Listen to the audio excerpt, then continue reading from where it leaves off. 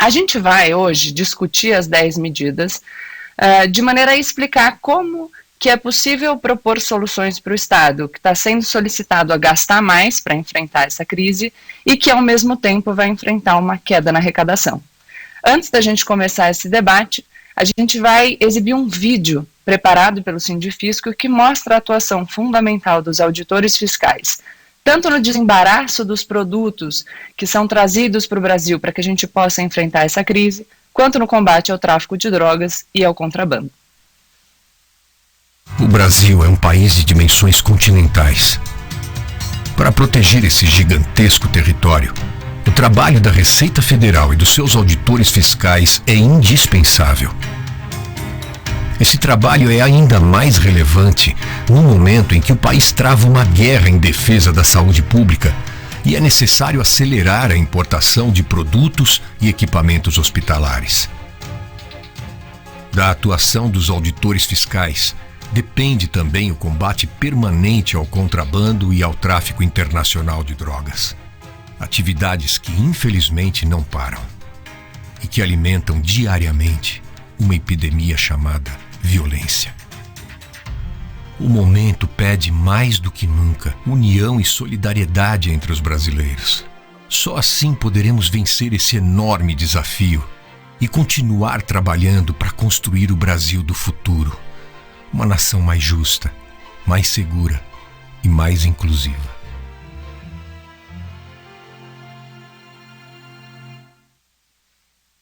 Eu sou a Gabriela Prioli, eu sou advogada criminalista e professora, comentarista da CNN Brasil e hoje, ao contrário do que eu geralmente faço na televisão, eu vou aqui mediar com muito prazer o debate que vai contar com pessoas fantásticas para discutir esse tema. A gente tem hoje aqui o Kleber Cabral, auditor fiscal e presidente do Sindifisco Nacional, a presidente da Comissão de Constituição, Justiça e Cidadania do Senado Federal, senadora Simone Tebet, e Roberto Quiroga, advogado tributarista e professor. Bom dia para os meus debatedores, bom dia, senadora, bom dia, Kleber, bom dia, professor Quiroga. Eu já gostaria de começar dirigindo aqui a minha primeira pergunta ao Kleber, já dizendo aos debatedores que eu sugiro que a gente adote um tempo de 5 minutos para essas exposições iniciais, para que depois a gente possa desenvolver um pouquinho o tema, com tanto perguntas feitas pela mediadora, que não vai poder conter a curiosidade, e também pelas pessoas que estão nos assistindo agora e que podem deixar as perguntas tanto aqui ao lado no YouTube, quanto nos comentários no Facebook. Dr. Kleber, queria saber o seguinte: a gente vê agora essa proposta das 10 medidas emergenciais para enfrentar a crise que o Brasil está passando pela Covid-19, todo mundo foi afetado, a gente agora precisa de soluções internas para a gente lidar com esse problema. Mas a gente sabe também que antes de começar essa questão do coronavírus, a gente já estava começando a discutir de forma mais intensa, a questão de uma reforma tributária ampla no Brasil. Então, eu gostaria que o senhor falasse um pouco sobre essas 10 medidas, mas também trouxesse a discussão um pouco para como isso pode influenciar numa discussão sobre a reforma tributária, que abarque exemplos de como a gente pode ter um sistema mais justo daqui para frente. Ótimo. Bom dia, Gabriela, cumprimentá-la, cumprimentar a senadora Simone Tebet, é uma honra. Nosso professor, Roberto Quiroga, muito grato por estarem aqui.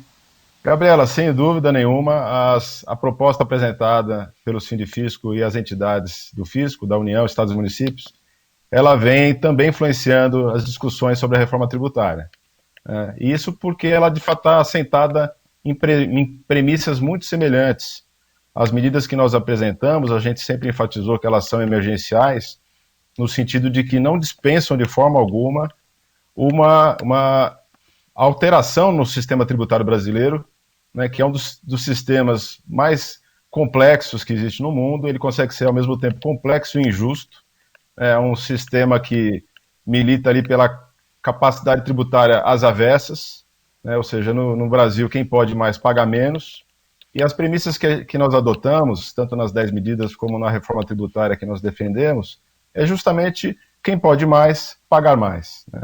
A gente vê que um dos efeitos colaterais desse momento de grave crise que o mundo atravessa, o Brasil atravessa, é o afloramento da solidariedade. Está todo dia estampado na nossa cara o brutal tamanho da desigualdade no Brasil. Nós temos aí pessoas morrendo por não terem leito no hospital, não ter respirador, e ao mesmo tempo, notícia aí da semana passada, um empresário do Maranhão pegando um jatinho vindo se internar num grande hospital em São Paulo. Então isso coloca em pauta assuntos que estavam adormecidos, como por exemplo o imposto sobre grandes fortunas, que está lá previsto desde 88, mas é um projeto que nunca caminhou, sempre claudicou aí no Congresso, e a gente vê que essa é uma proposta, uma ideia que tem tido aí uma média de 2 projetos por semana agora no Congresso, ou seja, é um assunto que veio realmente veio à tona, e a discussão na reforma tributária vai envolver, sem dúvida nenhuma, essa questão da redistribuição da carga tributária. Os projetos que estão lá até hoje, a nosso ver, não cuidam disso, cuidam da simplificação da tributação sobre o consumo, que é importante, mas ela não dá conta de realmente distribuir de forma mais justa a pesada carga tributária sobre os ombros dos brasileiros. E a gente gostaria que esses assuntos fossem trazidos. Aí vem a tributação sobre o setor financeiro, tributação sobre lucros e dividendos, e, ao mesmo tempo, a necessidade de desonerar determinados setores. O setor produtivo, que gera emprego, ele precisa ter uma menor tributação para que a gente tenha uma reativação da economia. A gente espera que o governo federal, que tem sido muito omisso na discussão da reforma tributária, assuma o protagonismo disso. A gente nunca viu uma reforma tributária caminhar sem que o executivo estivesse à frente dessas propostas. Isso nos preocupa porque o governo tem colocado uma série de outras prioridades. Primeiro a reforma da Previdência, depois a administrativa, depois as outras PECs, e a reforma tributária, que a nosso ver deveria ter sido a primeira, porque é a única que pode realmente mudar o clima, o ambiente de negócio no Brasil, atrair investimentos, gerar emprego.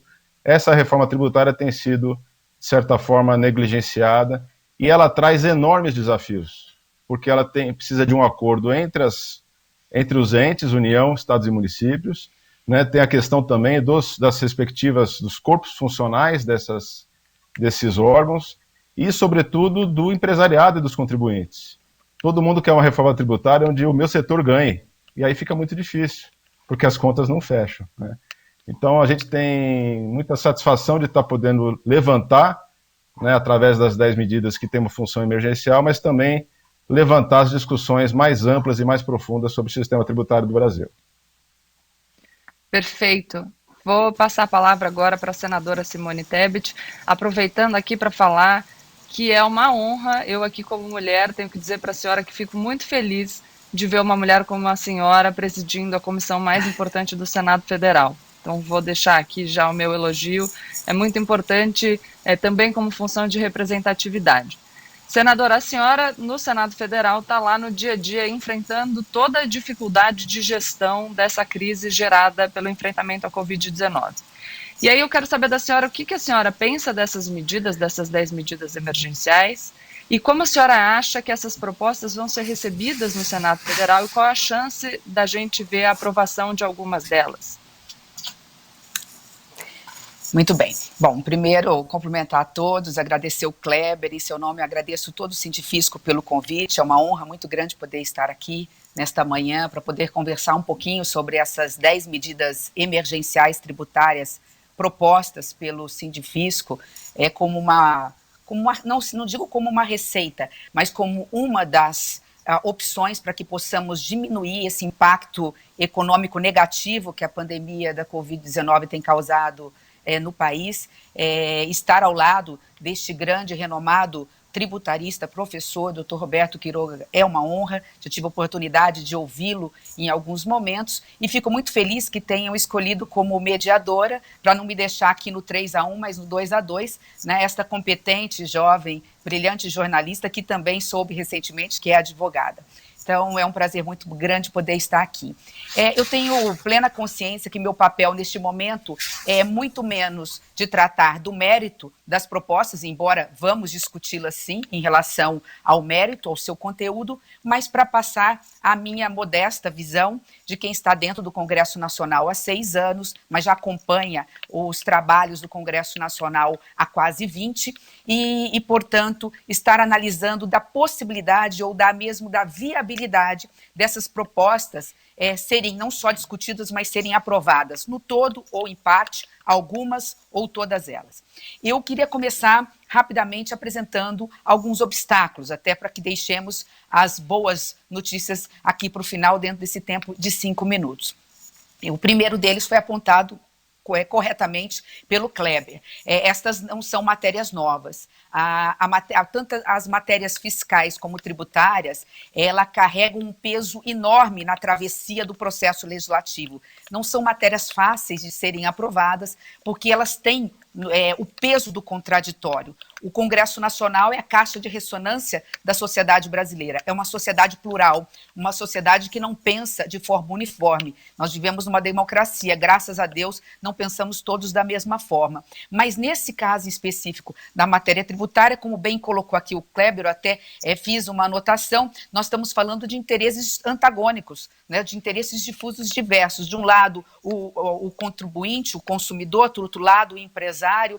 Nós temos parlamentares que representam todos esses segmentos e que têm uma visão de Estado diferente. Uns entendem necessário um Estado mais intervencionista, outros entendem o Estado necessário menos intervencionista, mais protetor, menos protetor, que deve sim continuar com os gastos tributários, e mesmo quando se chega a algum consenso no Congresso, eu acho que essa é a primeira contribuição que eu gostaria de deixar, em relação, por exemplo, de que realmente os gastos tributários no Brasil estão na ordem de mais de 300 bi, e é algo que realmente faz falta para que se tenha recursos para investir em saúde, em educação, em melhoria em obra de infraestrutura. Não se tem consenso de como diminuir esses gastos tributários, os benefícios fiscais, se seria linearmente para todo mundo, se preserva o Bolsa Família, se corta de forma desproporcional e daí por diante. Então, este é o primeiro obstáculo. O segundo obstáculo que eu vejo realmente parece aqui contraditório o que eu vou dizer, é um paradoxo, é a própria pandemia. Quer dizer, a pandemia que veio e que fez com que o Sindifisco brilhantemente apresentasse essas propostas, como propostas, é importante, acho que o Kleber não disse dizer, elas são propostas temporárias, quer dizer, para cobrir temporariamente um rombo maior que o Estado está tendo, um gasto maior com essa crise sanitária que gera a crise econômica, ao mesmo tempo ela cria obstáculos para a sua aprovação. Então, eu fecho esta primeira colocação no que se refere aos obstáculos, dizendo que nós podemos estar nos debruçando melhor sobre eles, que nós temos, sim, grandes obstáculos. O plenário é virtual, em sendo virtual, nós temos dificuldade em debates, em acordos, não entra no plenário para votação nenhum projeto que tenha a maioria dos líderes concordando com a proposição sendo discutida e votada. Há um acordo feito até numa provocação que eu fiz ao presidente do Senado, de que neste momento de plenário virtual não se aprova nenhuma PEC, eu sei que a maioria das medidas não requer PEC, mas não se aprova nenhuma PEC para não prejudicar o devido procedimento legislativo. Nós temos, e por fim, esses dois últimos obstáculos que eu coloco neste momento, e esses são os maiores. Nós temos um calendário curto com 40 medidas provisórias que vão caducar a pequeníssimo prazo, a pequeno e médio prazo, ligados à Covid, principalmente no calendário de maio e junho, início de julho. E, por fim, deixei para o final, né, que é o grande ponto de interrogação.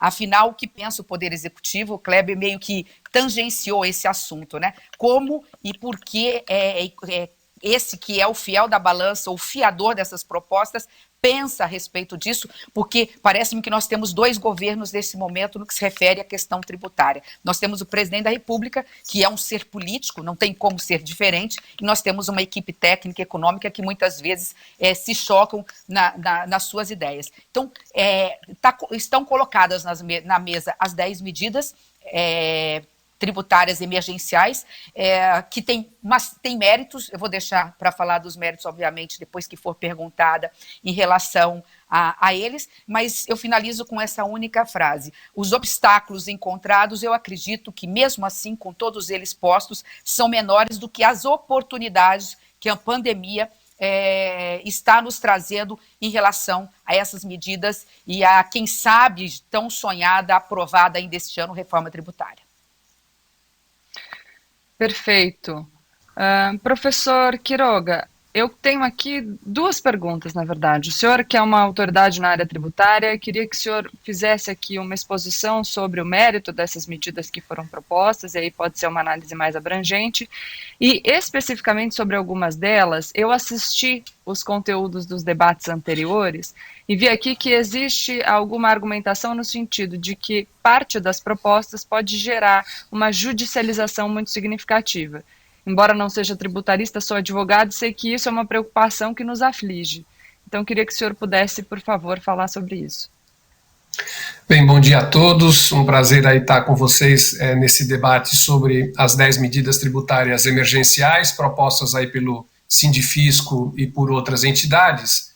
E eu acho que a primeira questão importante que se tem que se colocar e debater agora é justamente sobre o momento em que nós estamos passando e, consequentemente, as dificuldades que nós teremos do ponto de vista de aprovação de eventuais medidas que afetem o orçamento público, seja como receita, seja como gasto.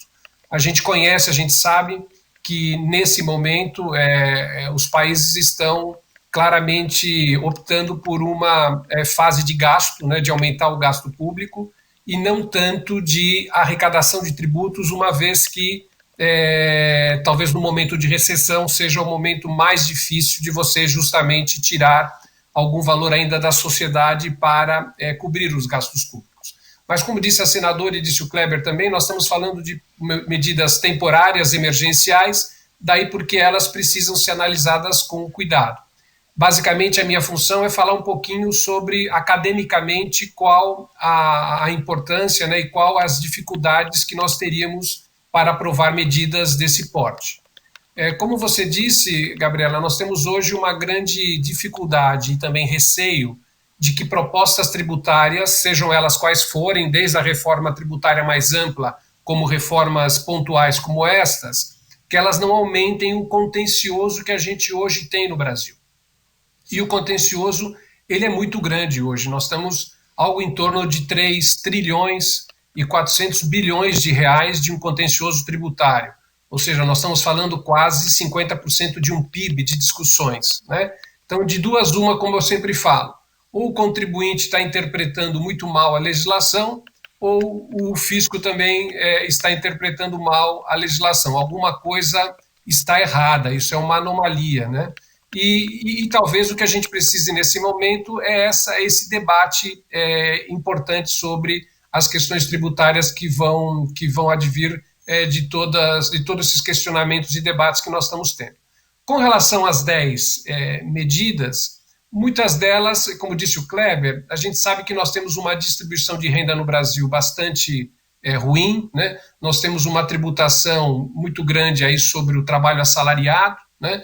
Ou seja, apesar de não se imaginar isso, nós pagamos muito imposto de renda, por exemplo, né? O brasileiro paga imposto de renda de uma forma bastante relevante, e isso cai entre as pessoas físicas e nas pessoas jurídicas. E às vezes, obviamente, o que a gente vê é que as pessoas jurídicas não estejam tributando, ou seja, pagando tantos valores quanto eventualmente se imagina. É claro que há uma discussão em cima disso, as 10 medidas vão propor desde questões relacionadas à criação do imposto sobre grandes fortunas, até o empréstimo compulsório, até medidas mexendo na taxa de câmbio que geraria uma tributação maior. Então, assim, ainda nessa fala introdutória, eu diria que elas são importantes de serem debatidas, deve-se evitar o contencioso, ou seja, novamente aumentar esse contencioso que já é muito grande no Brasil, por isso que esses debates são importantes. E a partir das próximas questões a gente pode entrar detalhadamente em uma ou outra medida específica. Perfeito.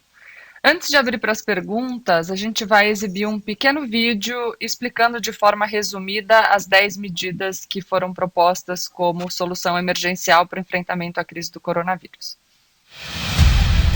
O avanço do coronavírus trouxe novos desafios para o Brasil. Enquanto a demanda por saúde pública aumenta, a arrecadação de recursos diminui devido à crise econômica. Mudanças emergenciais na tributação podem ajudar a arrecadar cerca de 250 bilhões de reais para atender a população e conter o impacto da pandemia na economia. Acesse 10medidastributarias.org.br.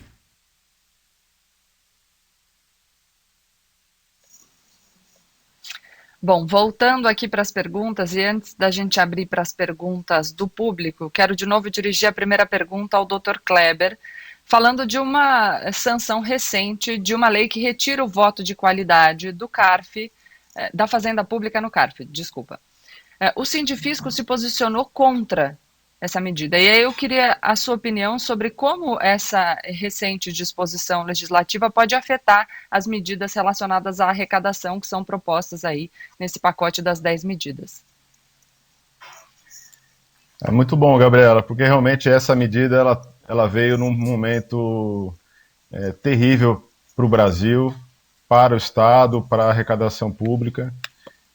A nosso ver, né, teve um grave vício do processo legislativo, né, foi um texto que sequer tinha emenda, então não dá nem para dizer que foi uma emenda jabuti, porque sequer emenda existia. Foi uma situação ainda mais grave que aconteceu na Câmara, e depois pegou o Senado também muito sem discussão, porque foi o primeiro plenário virtual, logo que desencadeou a pandemia, então eu tenho certeza que em condições normais essa alteração não teria passado dessa forma. Depois, infelizmente, o presidente, apesar de todas as recomendações de veto do PGR, do Ministério da Justiça, da Receita, da Procuradoria da Fazenda, apesar disso ele não vetou, né, e estamos aí com essa terrível alteração no processo administrativo. Nós representamos junto à Procuradoria da República, que por sua vez apresentou uma ADI, o PSB, o Partido Socialista Brasileiro também apresentou uma ADI, o sindicato está entrando como amicus curiae. A grande questão é que essa alteração, ela praticamente altera a natureza pública do CARF. O CARF é um órgão da administração pública, portanto ali é a própria administração buscando a revisão dos seus atos viciados. É do interesse da própria administração retirar, antes que seja judicializado, os atos que ela entende viciada. Mas ela não pode fazer isso de tal forma que ela entregue de forma absoluta para os indicados das confederações empresariais dar a palavra final sobre isso. O que aconteceu é que os votos, quando eles dão empate, é consagrada a vitória do contribuinte, né? Ou seja, isso vai alterar a própria interpretação da legislação tributária hoje vigente. Ou seja, não é só aquilo que está na estatística do contencioso, que hoje daria aí 60 bi por ano, que são os casos decididos por voto de qualidade a favor da Fazenda, que passariam a ser a favor do contribuinte. Isso dá 60 bi por ano.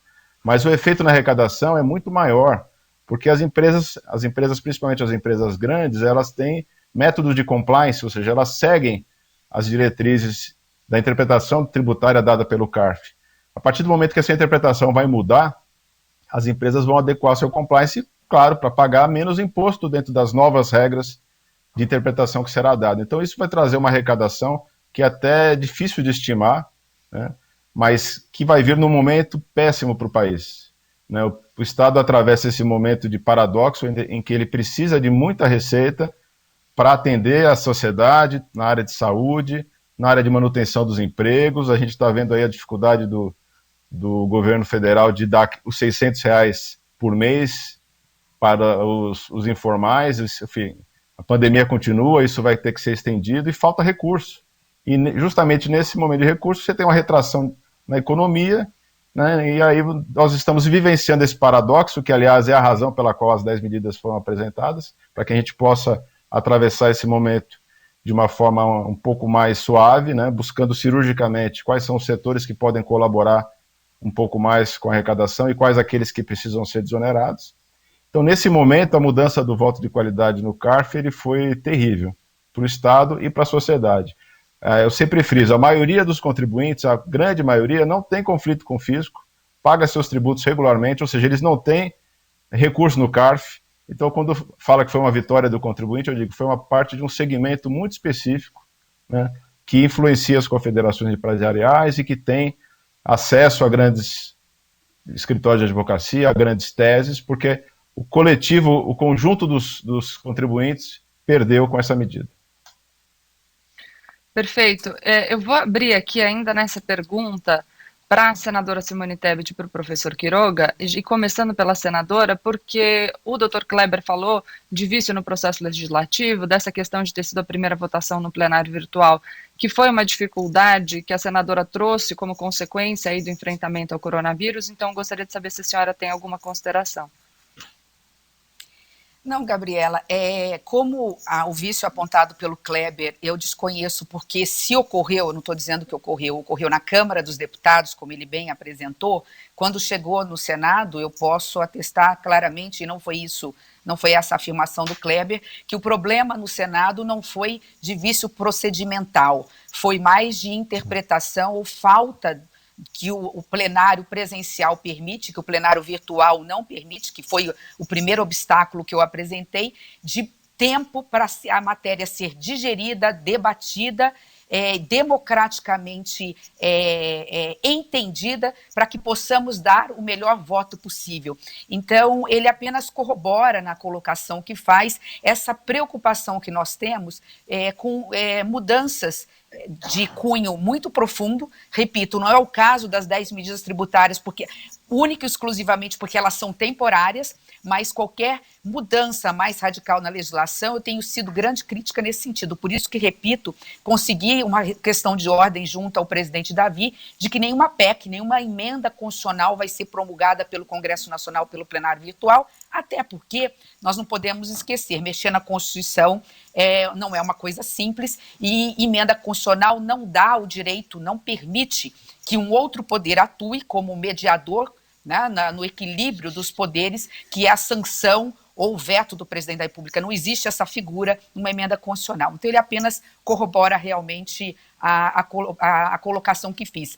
E em relação ao CARF, inclusive, Gabriela, o que foi nos passado era um valor infinitamente menor de perda do fisco, da receita, do que o próprio Kleber nos apresentou. Perfeito. Talvez eu tenha me expressado mal, mas eu abri a palavra justamente porque eu entendi que a colocação dele corroborava o que a senhora tinha dito antes, em relação à dificuldade imposta por essa questão do plenário virtual. Doutor Quiroga, alguma consideração sobre esse tema? Não, eu acho que, como o Kleber colocou, esse tema hoje ele é muito importante, como eu disse, pelo tamanho do contencioso que nós temos no Brasil, né? E realmente esse contencioso hoje, ele está centrado em temas de grandes empresas, né? Enfim, mais ou menos nós temos hoje algo em torno de 15 mil empresas aí que pagam o imposto de renda no sistema do lucro real e são os responsáveis pela maioria da arrecadação brasileira. É claro que sempre que você tem os grandes contribuintes e as grandes empresas, existe esse debate até que ponto elas efetivamente estão contribuindo com as despesas públicas de uma forma adequada. E nós tivemos esse voto de qualidade, que na verdade era dado chamado voto duplo. O CARF existe há 96 anos. E até 2015 nós sempre tivemos o voto de qualidade e ele nunca foi contestado. Acho que é importante nessa linha que o Kleber colocou. O voto de qualidade ele nunca foi contestado.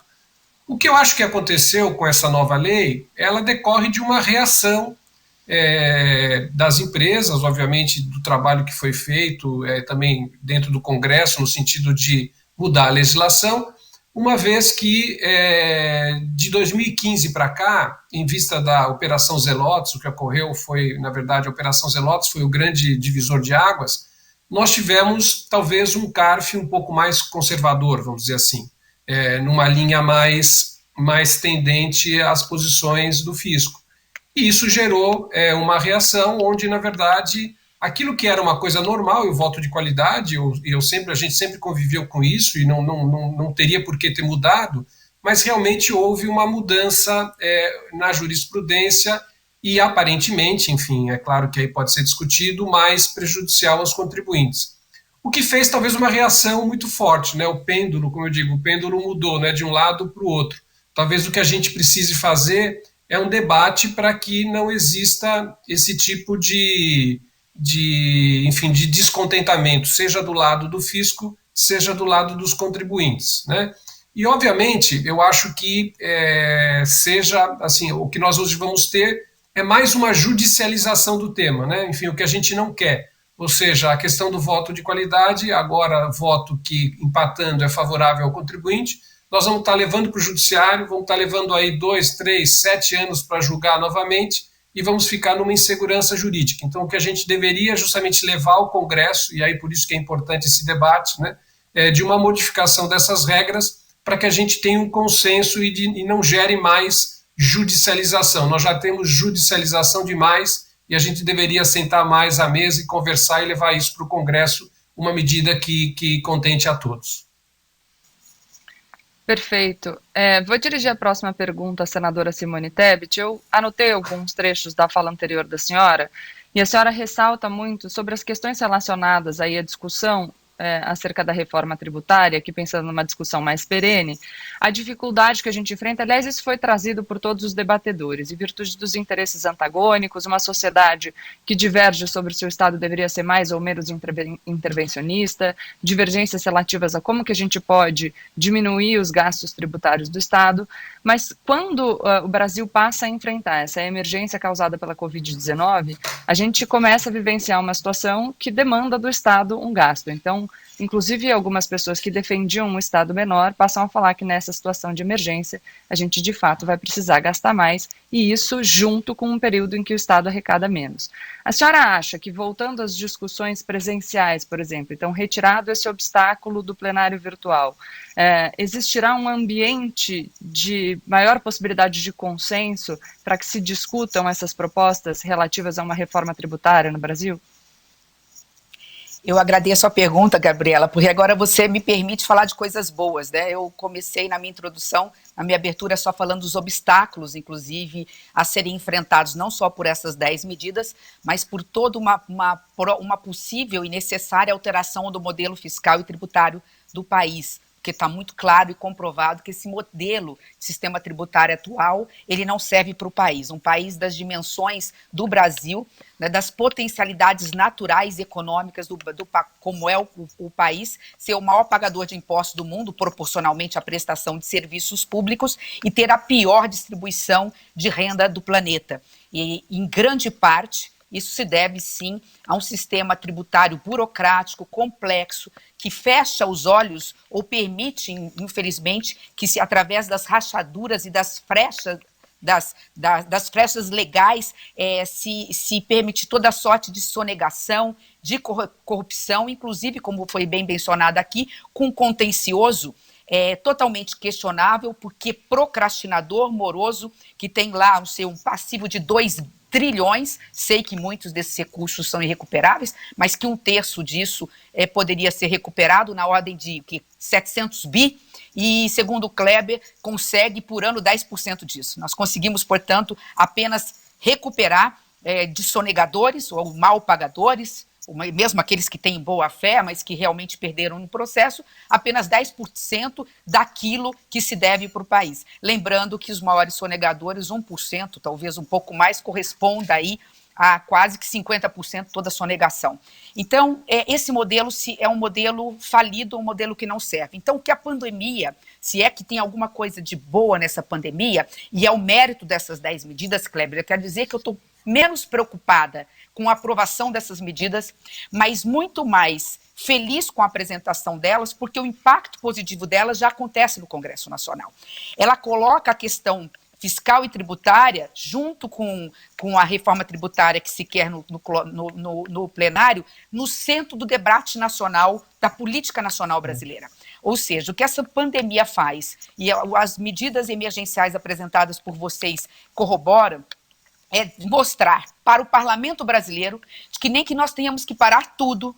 Nos próximos 2 meses pós-pandemia, já no segundo semestre, nós vamos ter que ter entender qual é o modelo de Estado que queremos e qual é o novo paradigma que teremos em relação à reforma tributária. Vai ser complexo, não vai ser fácil, não são medidas fáceis de serem aprovadas, mas eu apresentaria aqui muito rapidamente, em apenas 1 minuto, os 3 méritos que eu entendo dessas propostas. Primeiro, eu mencionei, essas 10 medidas colocam na mesa do debate, no centro do debate do Congresso Nacional, a urgência, a emergência de se rediscutir um novo pacto federativo, incluindo o novo sistema tributário. O segundo, Kleber, é a sinergia das medidas com o que pensa grande parte do Congresso Nacional em relação à reforma tributária. Vamos parar de tributar tanto o consumo e vamos ver de que forma nós podemos, sem onerar ainda mais, obviamente, aqueles que pagam muito, a classe produtiva e produtora,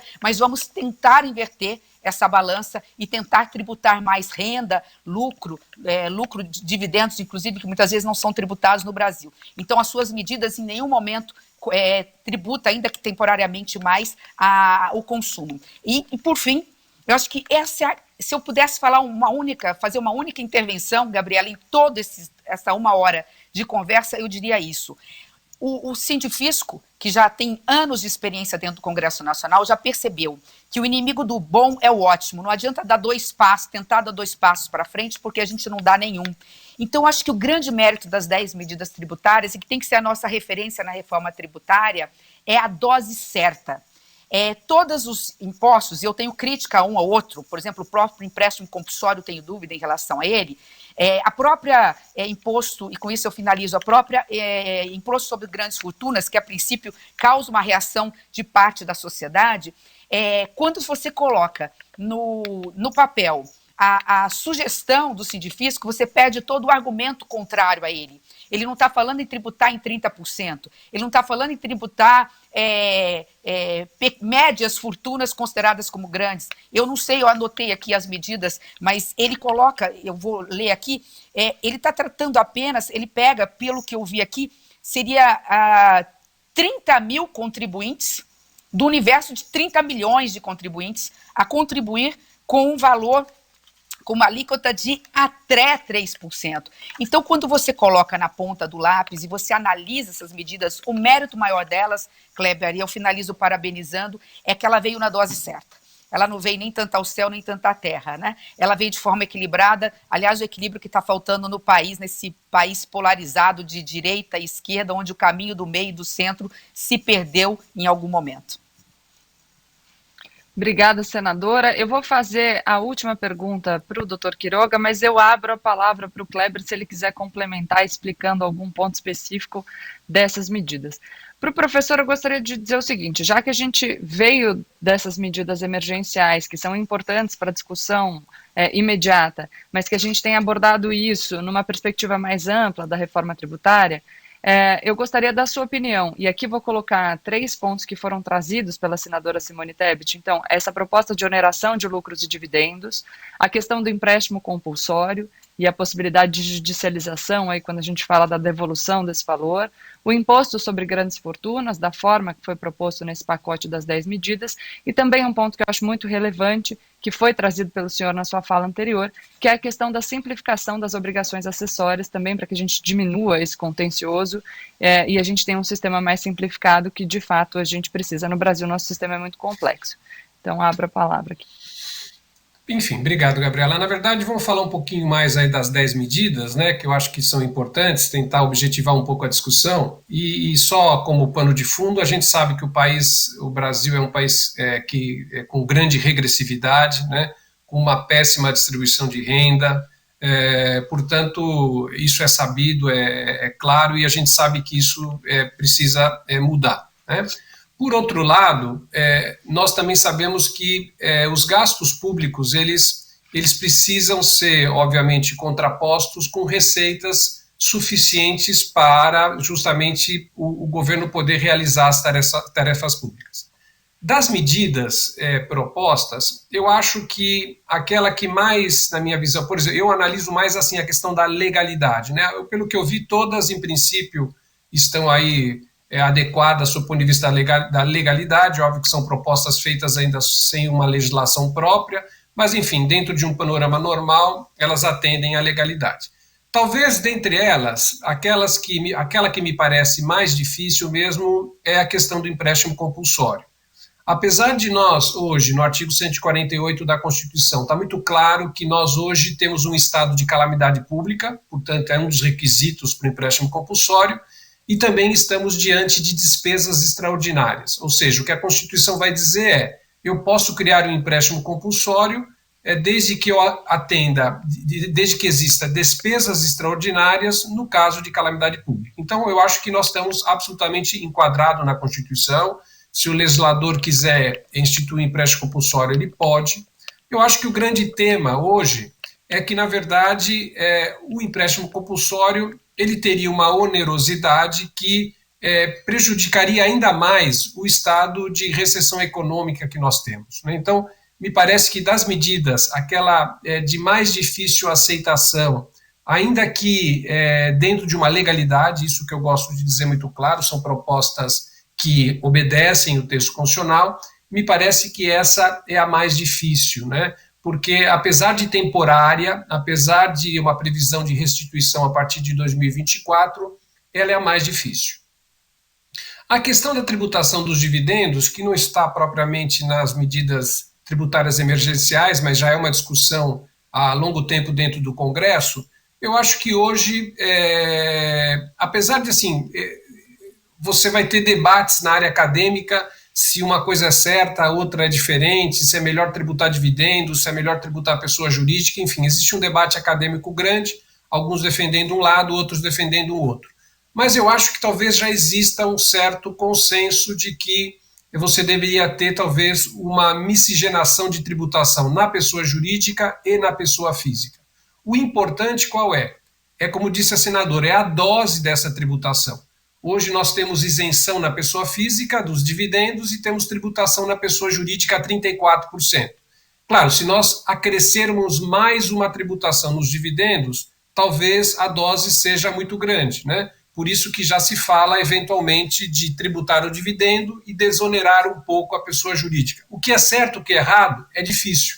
A gente não sabe onde que vai parar propriamente dito. Então, a questão dos dividendos, eu acho que, na minha visão, já existe aí um certo consenso de que uma mistura entre as duas coisas seria melhor, mas a dose é que tem que ser pensada, né? Talvez eu não possa simplesmente aumentar uma alíquota nos dividendos passando por uma carga de 50%, que isso não vai dar certo, né? A gente vai ter, de alguma certa forma, uma evasão fiscal.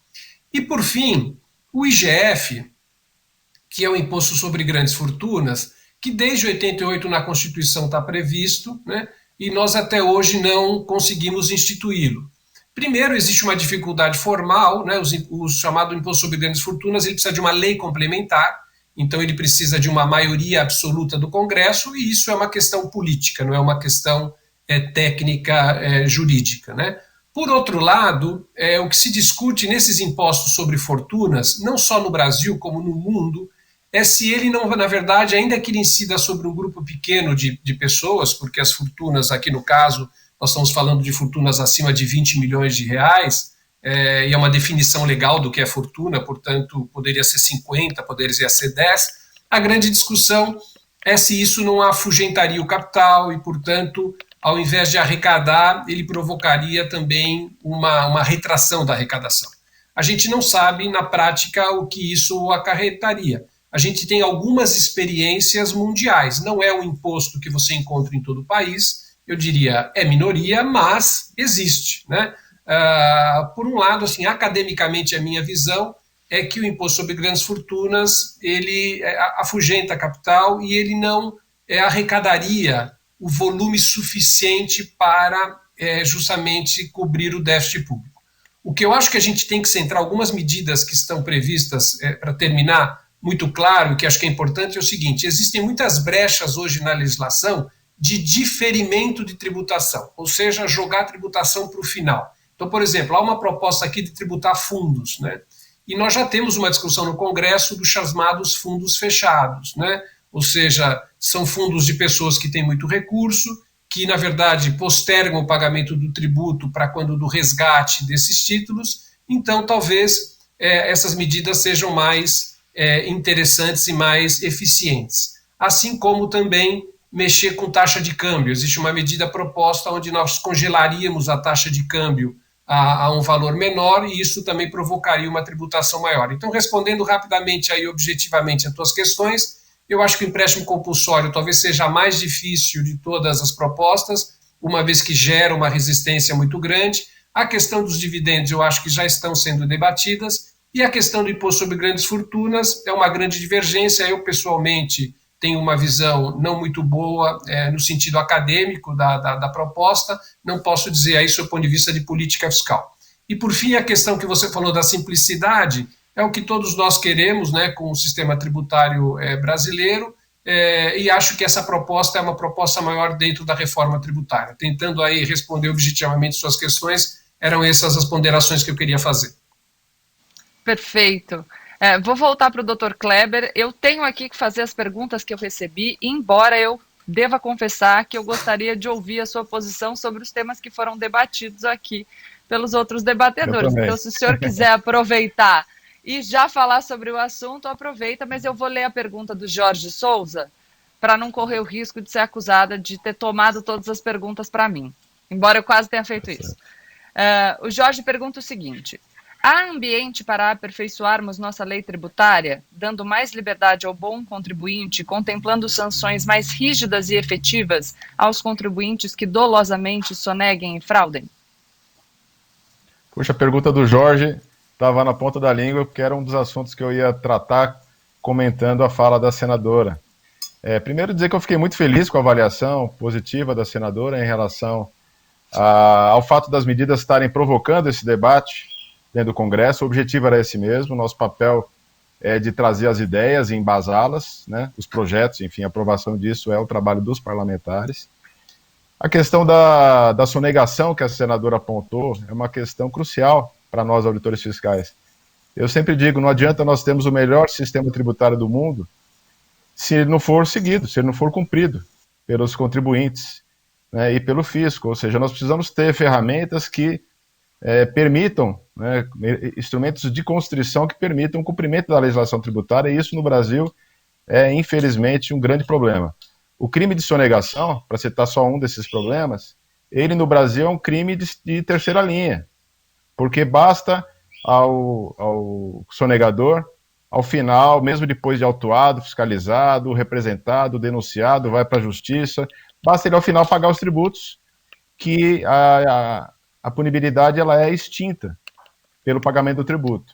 Isso existe em muito poucos países, né, dentre os países da OCDE, os países mais desenvolvidos, o tratamento que se dá para o crime de sonegação é semelhante ao da corrupção, porque na verdade são irmãs siamesas que causam dano ao erário e ao Estado de mesma magnitude, né? Então, se nós não atacarmos também essa questão da legislação que trata o crime de contra-ordem tributária, nós não vamos conseguir avançar no cumprimento das obrigações fiscais. A questão do IGF, o Imposto sobre Grandes Fortunas, eu acho que a senadora fez uma boa avaliação no sentido de que não é intrinsecamente bom nem ruim, depende da dose, né? A gente cansa de dizer, não é uma panaceia que vai arrecadar 100 bilhões de reais e resolver a crise fiscal brasileira, não é, né? Agora, é um imposto sobre patrimônio, né? Outros países usam outros instrumentos para tributar patrimônio, né? O nosso equivalente aqui é o ITCMD, que é o Imposto sobre Herança, o Imposto sobre, né, o IPTU, o Imposto sobre Patrimônio propriamente dito. Outros países usam também o IGF, nós temos a França, a Espanha, a Noruega, a Suíça, o nosso vizinho aqui, o Uruguai. E a questão toda está na dosagem mesmo, né? A gente tem, infelizmente, um país muito desigual. Talvez num outro cenário, num outro momento, num futuro em que o Brasil seja menos desigual, o IGF seja dispensável, né? É difícil a questão da fuga de capital, eu vejo com dificuldade, se eu me colocando no lugar aqui de um bilionário, para onde que eu levaria minha fortuna? Porque os outros países tributam mais. É difícil um paraíso fiscal para esse segmento melhor do que o Brasil, né? Os países da OCDE, Estados Unidos, Japão, Europa, esses países eles tributam patrimônio muito mais do que o Brasil, mesmo se o IGF estiver colocado, né? Ele vai ser tributado sobre outros tributos que incidem também sobre patrimônio e sobre renda, né? A questão dos lucros e dividendos, eu acho que a palavra do professor Quiroga foi muito acertada, é uma questão mais ampla, né? Nós também defendemos que ela precisa ser ajustada a uma distribuição entre pessoa jurídica e pessoa física, não adianta só aumentar a tributação de dividendos sem ajustar isso. Nós temos um monte de problemas, né, professor, em relação à tributação de imposto de renda. Nós temos o segmento de lucro presumido é subtributado, No Simples ele virou um sistema hipertrofiado, paga muito pouco imposto, simples, cheio de puxadinhos. Enfim, tem uma série de questões que precisam ser aprimoradas e, importante, não depende de alteração constitucional. Minha grande preocupação com o tema da reforma tributária é que a gente aposte tanto numa alteração constitucional, com todas as dificuldades inerentes a ela, que não caminhe nada. E a gente deixe de aproveitar outras oportunidades de alterar a legislação infraconstitucional. A questão do imposto de renda ela pode ser toda arrumada pela via da legislação ordinária, no máximo legislação complementar. A questão do empréstimo compulsório, as críticas são pertinentes, né? Vamos compreender. O empréstimo compulsório é, na verdade, o Estado tomando aquele valor, né? Tomando emprestado aquele valor de maneira compulsória, em cima de um determinado fato gerador tributário, mas ele tem que devolver. Na nossa proposta, ele devolveria a partir de 4 anos, ou seja, 4 anos de carência, e aí devolveria nos outros 4 anos. Para fazer sentido, não pode ter remuneração de juros, porque senão seria equivalente a eu emitir títulos da dívida pública, novos títulos. Então a devolução é apenas com a correção inflacionária.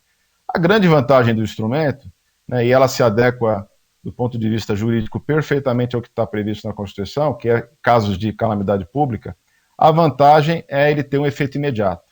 O Estado precisa de recurso agora, né? Não é ano que vem. Então, assim, alterações no imposto de renda demandam esperar o princípio da anterioridade, ou seja, só teria efeito a partir do primeiro dia do ano seguinte. Então, o empréstimo compulsório ele tem essa vantagem. Então, ele tem ônus e bônus, e por isso ele foi apresentado como uma das alternativas dentro das nossas propostas.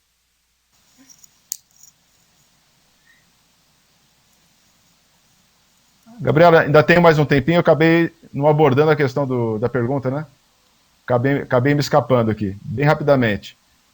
A pergunta fala da gente dar um tratamento diferenciado para os diferentes tipos de contribuinte, e isso é essencial para o fisco. Hoje a gente tem que aplicar a mesma legislação, o mesmo rigor legal, para situações em que um contribuinte, digamos, que cumpriu suas obrigações durante 20 anos e dá um deslize, a Receita vai lá e autua, da mesma forma que alguém que é um devedor contumaz, um sonegador. Então, o rigor legal é o mesmo. E a gente gostaria muito de ter instrumentos de conformidade tributária, que existem em outros países, para que a gente possa dar um tratamento diferenciado para aquele contribuinte que quer seguir a legislação, mas tem dúvidas, ou enfim, tem interpretações, e ele pode ser ajudado a cumprir as obrigações, e dar um tratamento, aí sim, com rigor, com todo o peso da força do Estado, para aquele sonegador que decidiu sonegar e que vai praticar aqueles atos, a não ser que alguém o impeça de fazê-lo. Até para que haja uma concorrência empresarial justa, porque hoje o sonegador ele ganha na concorrência desleal, ele pratica preços melhores, porque ele não paga imposto, ele aposta num planejamento tributário abusivo, e assim ele acaba afastando da concorrência aquele empresariado que cumpre suas obrigações com o fisco.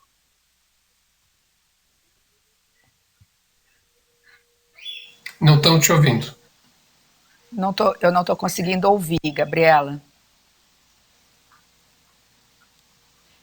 Se a Gabriela me permitir, enquanto eu acho que ela está tentando o som, eu poderia fazer só uma intervenção, Kleber, em relação às suas colocações? Claro. Porque eu vi que ela está congelada na tela. Aí ela volta, a hora que ela voltar eu interrompo. Eu queria só deixar muito claro assim, a minha visão política do Congresso Nacional e o que de maior mérito, professor Roberto, essas medidas têm. Porque eu concordo com o senhor que há muita polêmica, como eu disse, não é um assunto fácil, se fosse nós já teríamos resolvido. Vocês me Mas escutam? eu acho que o grande mérito... Assim. Agora voltou? Sim. Desculpa, voltou, não sei por que Gabriela. caiu a minha tela. Eu acho que eu tenho que também mudar alguma coisa aqui, não é? Espera aí. Pronto. Infelizmente, por causa do tempo, eu tenho que passar para as considerações finais. A senadora já tinha começado a fazer as suas considerações finais, é isso? Não, mas eu posso fazê-lo, eu só queria complementar aqui uma intervenção, claro. Mesmo que eu fique sem as considerações finais, porque eu acho que é importante. Não se sinta frustrado se essas 10 medidas, ou 7 ou 5 delas, ou às vezes 4 delas, enfim, não passem até o final do ano no Congresso Nacional, porque o objetivo maior dessas medidas, Kleber, eu repito, já foram alcançados. E eu deixei de mencionar aqui, de todas essas medidas, eu tive o cuidado de olhar, a maioria delas já tramita no Congresso Nacional em forma de projeto de lei, que teve a colaboração preciosa dos senhores e das senhoras auditores fiscais do Brasil. Então, assim, inclusive nós não comentamos sobre a contribuição sobre o lucro líquido, existe inclusive um projeto no Senado que está pautado a princípio para a semana que vem em relação ao acréscimo temporário da CSLL. Então, assim, não importa o resultado, e só nesse ponto de divergir de você, eu não acho que o Brasil precise agora de dinheiro. Nós aprovamos uma PEC emergencial, deixando uma sinalização muito clara para o mercado ou para os investidores estrangeiros. Nós vamos sim gastar a mais, mas não de forma irresponsável, como o mundo está fazendo. Nós vamos sim ter um déficit fiscal, não sei se o doutor Roberto concorda, de 400, talvez 500, talvez 600 bi, mas ele é temporário, ele vale para esse ano. A partir do ano que vem, nós continuamos com a regra de ouro, limite de teto de gasto, meta fiscal e tudo mais. Então, na realidade, esse incremento da arrecadação das medidas provisórias, se não sair na integralidade, como a gente sabe que não vai sair, vai servir principalmente de parâmetro para a reforma tributária. E aí, nas minhas considerações finais, já encerrando, Gabriela, ao agradecer a todos, essa sim altamente atingida, nesse aspecto, positivamente pela pandemia. A pandemia veio para mostrar para o Brasil que o Brasil não está preparado. Com esse sistema tributário injusto, que não atende o princípio da isonomia e da contribuição mais justa de quem pode mais pagar mais e quem pode menos pagar menos, essa pandemia mostrou que nós não estamos preparados. Entre outras coisas, não é só por causa da corrupção, mas ou má gestão, entre outras coisas, porque nós temos um sistema tributário falido. E dou um único exemplo para encerrar. Nós somos um país de dimensões continentais, a Constituição é muito clara no sistema federativo que 80% dos serviços públicos são de competência dos prefeitos e governadores, mas inversamente proporcional, a arrecadação do bolo tributário fica altamente concentrada na mão da União. Isso favorece a corrupção, o dinheiro lá de buscar o dinheiro com pires na mão em Brasília, mas mais do que isso atinge em cheio a qualidade dos serviços públicos ou a falta desses serviços públicos. E aí é que fica a dúvida para o cidadão brasileiro. Por que eu sou o maior pagador de imposto? E por que eu não vou sonegar se eu pago os meus impostos e eu não vejo esses impostos devolvidos em qualidade de serviço ou mesmo do serviço público tão necessário que eu não tenho? Então, em nome desses milhões de brasileiros que estão aí ao relento, muitos deles perdendo as suas casas e tendo a sarjeta como soleira, é que nós precisamos realmente caminhar, nos debruçar em cima da reforma tributária dos nossos sonhos. O Sindifisco vai ser fundamental, espero, quem sabe, ter o prazer, no segundo semestre, de ter o doutor Roberto também nos auxiliando lá na comissão mista que eu faço parte da reforma tributária, porque vamos precisar, pela complexidade do tema, da ajuda de todos. Muito obrigada. Obrigada, senadora. Então, agradecendo as considerações finais da senadora Simone Tebet, eu passo a palavra primeiro ao doutor Roberto Quiroga para fazer as suas considerações finais, que precisam ser breves em virtude do nosso tempo, e, por último, ao doutor Kleber Cabral, também para suas considerações finais. Bem, sendo bastante objetivo e rápido, obrigado a todos, agradeço muito o Sindifisco aí pelo convite, na pessoa do Kleber, que sempre estamos aí nas lidas dessas discussões tributárias, é um prazer, e discutir isso com tanta tranquilidade também com a senadora, foi um prazer. Eu vou encerrar justamente pelo lado, talvez, que a senadora expôs, né? Nós temos duas alternativas, quando nós estamos falando de um momento de crise como esse, onde a gente precisa de recursos, nós temos só duas alternativas de fazer o chamado ajuste fiscal. Ou a gente faz o ajuste fiscal pela receita, ou a gente faz o ajuste fiscal pela despesa. E acho que o Brasil optou, e o Congresso optou, por fazermos nesse primeiro momento pela despesa, como diz o próprio Mansueto, que é uma das pessoas responsáveis pela política fiscal do Brasil, que a gente precisa saber que essas despesas elas são realmente temporárias, elas não podem se perpetuar dentro do orçamento, e, portanto, foi uma opção não só brasileira, como da grande maioria dos países, centrar justamente na despesa. Mas eu acho que a grande importância e também liderança do Sindifisco aí nas propostas é justamente analisar naquelas possíveis que falem a respeito da receita. É mais difícil, é mais conturbado, existe muito mais contraditório nisso, existem muitas implicações importantes, mas elas devem ser vistas. E na minha visão, de todas as medidas mais importantes propostas, eu acho que aquelas que falam de diferimento de tributação, acabar com o diferimento de tributação, ou mesmo atingir questões que estejam ligadas à simplicidade, etc., são as melhores formas de enfim, conseguir alguma coisa em termos de receita. Portanto, concordando aí com a posição da senadora, eu acho que nesse momento o Brasil adotou pelas despesas e temos que pensar essas alternativas das receitas como as 10 medidas tributárias emergenciais aqui discutidas. Obrigado a todos e bom dia a todos. Obrigada, doutor. Doutor Kleber? Bom, agradecer muitíssimo a participação, a presença da senadora Simone Tebet, uma honra. Professor Quiroga, com quem a gente já debateu outras ocasiões, temas tributários aí relevantes, né, para o nosso país.